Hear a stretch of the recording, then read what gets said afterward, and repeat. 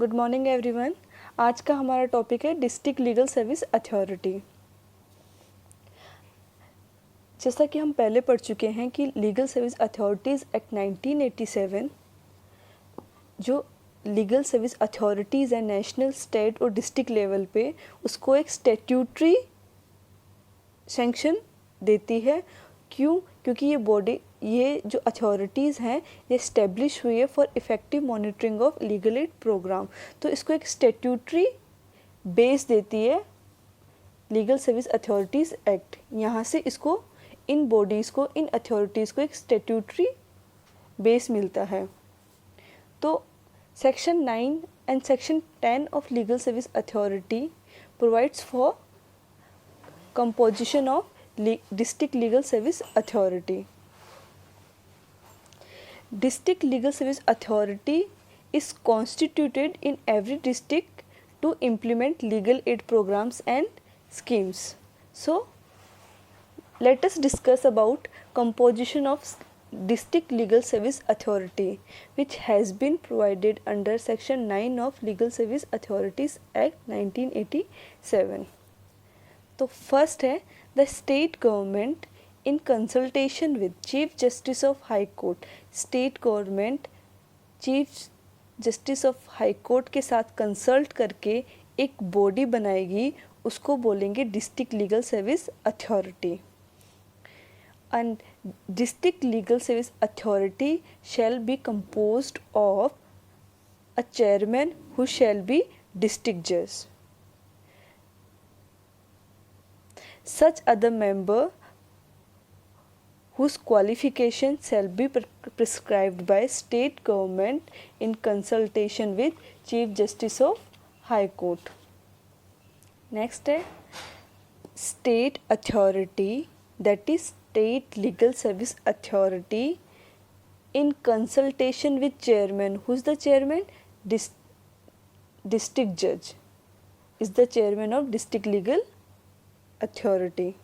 तो state authority in consultation with chairman of district legal service authority will appoint a person who is belonging to state judicial service and who shall not have lower rank than that of a subordinate judge or civil judge, and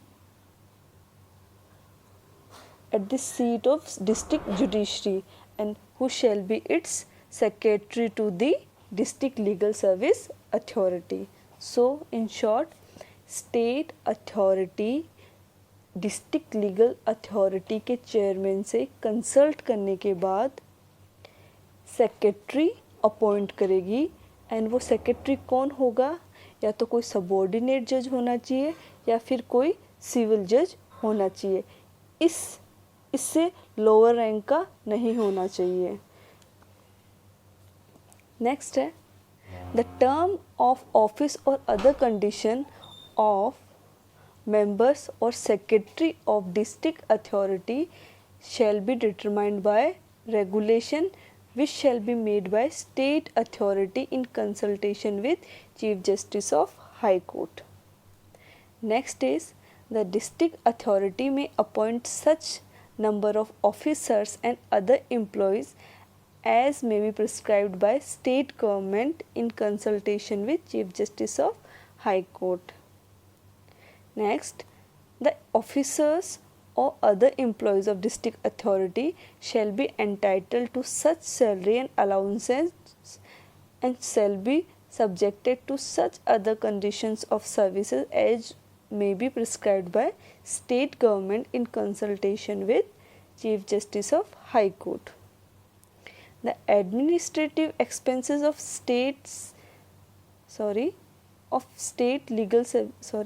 the administrative expenses of district legal service authority, including the salaries, allowances and pensions payable to the secretary, officers or other employees of the district authority shall be defrayed out of the consolidated fund of state.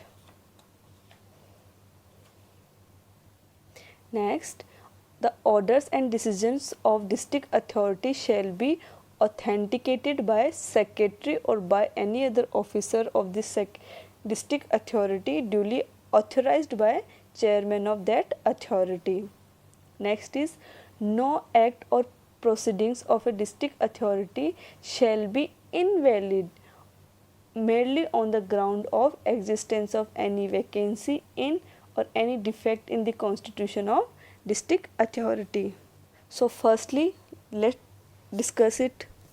Firstly, state government chief justice of high court के साथ consult करके एक body constitute करेगी जिसको हम क्या बोलेंगे, district legal service authority. Secondly, जो ये डिस्ट्रिक्ट लीगल सर्विस अथॉरिटी होगी उसमें एक चेयरमैन होगा. वो कौन होगा, वो डिस्ट्रिक्ट जज होगा. और अदर मेंबर्स होंगे, उनकी क्वालिफिकेशंस कौन बताएगा, स्टेट गवर्नमेंट बताएगा.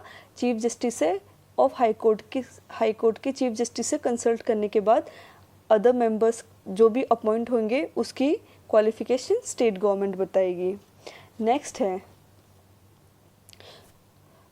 स्टेट अथॉरिटी, मतलब state legal authority. Chairman of district legal authority जो कि डिस्ट्रिक्ट जज था, जो हमने पहले पढ़ा, जो डिस्ट्रिक्ट जज है उससे जो कि चेयरमैन है डिस्ट्रिक्ट लीगल सर्विस अथॉरिटी का, उससे स्टेट अथॉरिटी कंसल्ट करके सेक्रेटरी अपॉइंट करेगी. वो सेक्रेटरी कौन होगा, कोई भी सबऑर्डिनेट जज या सिविल जज होगा. पर वो जो डिस्ट्रिक्ट जुडिशरी है, डिस्ट्रिक्ट जुडिशरी के जो सबऑर्डिनेट या सिविल जज है उस रैंक से नीचे नहीं होना चाहिए. वो कौन होगा, वो सेक्रेटरी होगा डिस्ट्रिक्ट अथॉरिटी का. जो भी टर्म ऑफ ऑफिस और जो भी कंडीशंस हैं मेंबर्स की, सेक्रेटरी की, डिस्ट्रिक्ट अथॉरिटी के, वो कौन डिटरमाइन करेगा, स्टेट अथॉरिटी डिटरमाइन करेगा chief justice of high court से कंसल्ट करने के बाद. ठीक है. डिस्ट्रिक्ट अथॉरिटी ऑफिसर्स को और एम्प्लॉयज़ को भी अपॉइंट कर सकती है जो कि स्टेट गवर्नमेंट हाई कोर्ट के चीफ जस्टिस की कंसल्ट करने के बाद प्रिस्क्राइब करती है. फॉर किस चीज़ के लिए, ताकि डिस्ट्रिक्ट अथॉरिटी एफिशिएंटली अपना मोटिव, अपने फंक्शंस को डिस्चार्ज कर सकें. जो भी डिस्ट्रिक्ट अथॉरिटी के ऑफिसर्स हैं, एम्प्लॉयज़ हैं, उनकी सैलरी और अलाउंसेस और कुछ भी कंडीशंस हैं उनके ऑफिस की, वो स्टेट गवर्नमेंट प्रिस्क्राइब करेगी chief justice of high court के कंसल्टेशन के बाद.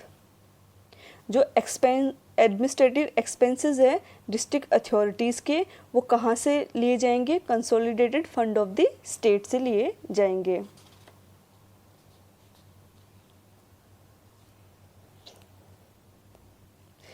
जितने भी कुछ डिस्ट्रिक्ट अथॉरिटी जितने भी ऑर्डर्स या डिसीजन पास करती है उसको या तो सेक्रेटरी या ऐसा कोई भी ऑफिसर जिसको डिस्ट्रिक्ट अथॉरिटी का चेयरमैन ऑथराइज करता है उनके द्वारा ही अप्रूव किए जाएंगे.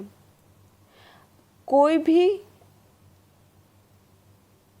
एक्ट डिस्ट्रिक्ट अथॉरिटी का इनवैलिड नहीं होगा जस्ट इस ग्राउंड पे कि जो कंपोजिशन था वो कंप्लीट नहीं था according to legal service authorities act. Mainly इस ग्राउंड पे कि कंपोजिशन प्रॉपर नहीं था और या फिर पूरा नहीं था as per provisions mention under section 9 of legal service authorities act. इस बेसिस पे किसी भी एक्ट को आप इनवैलिड डिक्लेयर नहीं कर सकते डिस्ट्रिक्ट लीगल सर्विस अथॉरिटी के. नेक्स्ट है functions of district legal service authority. District legal service authority या फिर डिस्ट्रिक्ट अथॉरिटी वो सारे फंक्शंस करेगा जो उसको स्टेट अथॉरिटी डायरेक्ट करती है time to time. Secondly, coordinate करेगा एक्टिविटीज़ को, ताल्लुक लीगल सर्विस कमेटी की जो एक्टिविटीज़ है उनके साथ कोऑर्डिनेट करेगा.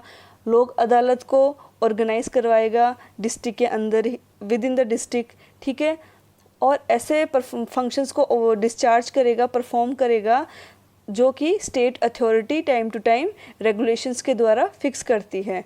और डिस्ट्रिक्ट अथॉरिटी जितनी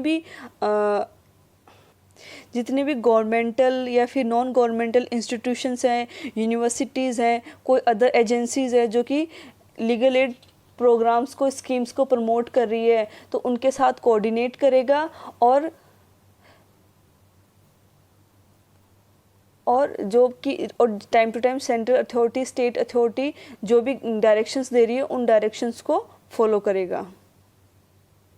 नेक्स्ट है सेक्शन 11A के अंदर ऑफ लीगल सर्विस अथॉरिटीज़ में ताल्लुक legal service committee. State authority एक कमेटी कॉन्स्टिट्यूट करेगा जिसको हम बोलेंगे ताल्लुक लीगल सर्विस कमेटी। ताल्लुक का मतलब यहाँ तहसील से है। जब ग्रुप ऑफ विलेजेस को बन के एक तहसील बनती है, एक ताल्लुक बनता है, तो स्टेट अथॉरिटी कमेटी बनाएगा, उसको हम क्या बोलेंगे, ताल्लुक लीगल सर्विस कमेटी। और इस कमेटी में कौन कौन होगा, एक सीनियर सिविल जज होगा जिसकी जुरिडिक्शन में ये कमेटी बनेगी और वो उसका एक्स ऑफिशियो चेयरमैन कहलाएगा। सीनियर सिविल जज क्या कहलाएगा, इसका एक्स ऑफिशियो चेयरमैन। और अदर मेंबर्स जिनकी क्वालिफिकेशन और एक्सपीरियंस स्टेट गवर्नमेंट प्रिस्क्राइब करेगी in consultation with chief justice of high court. फिर कमेटी ऐसे ऑफिसर्स को और एम्प्लॉयज़ को अपॉइंट कर सकती है जो कि उसको state government chief justice of high court के कंसल्टेशन के बाद प्रिस्क्राइब करता है। जो कमेटी के ऑफिसर्स और एम्प्लॉयज़ होंगे उनकी सैलरी और अलाउंसेंस स्टेट गवर्नमेंट प्रिस्क्राइब करेगा chief justice of high court के कंसल्टेशन के बाद।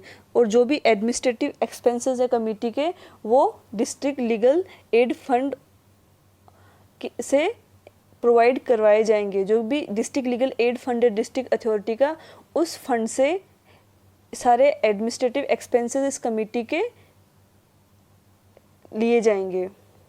नेक्स्ट है फंक्शंस ऑफ ताल्लुक लीगल सर्विस कमेटी, जो कि section 11B of legal service authority act के अंदर दे रखे हैं। तो क्या क्या फंक्शंस हैं, coordinate with the activities of legal services in ताल्लुक। जितनी भी जो ताल्लुक्स के अंदर मतलब जो मैंने क्या बताया, तहसील है, तहसील क्या होती है, ग्रुप ऑफ विलेजेस को एक साथ मंडल बना के, ग्रुप बना के ताल्लुक बनाते हैं। तो उन एक्टिविटी जो जितनी भी लीगल सर्विसेज हो रही है उनके साथ कोऑर्डिनेट करेगा ताल्लुक लीगल सर्विस कमेटी।